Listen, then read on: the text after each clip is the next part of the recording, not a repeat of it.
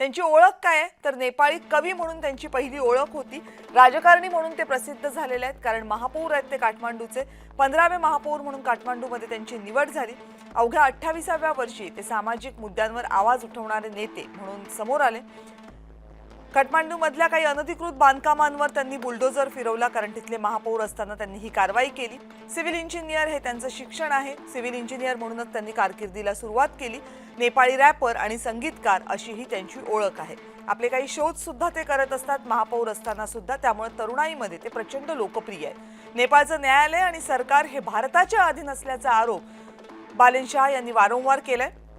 बॉलिवूड चित्रपटांवर बंदी घालण्याची बालेन शाह यांची कायमच मागणी राहिलेली आहे। 2023 मध्ये आदिपुरुष हा चित्रपट जो भारतामध्ये प्रदर्शित झाला होता, तयार झाला होता, त्यामध्ये त्यांनी आक्षेप घेतला होता।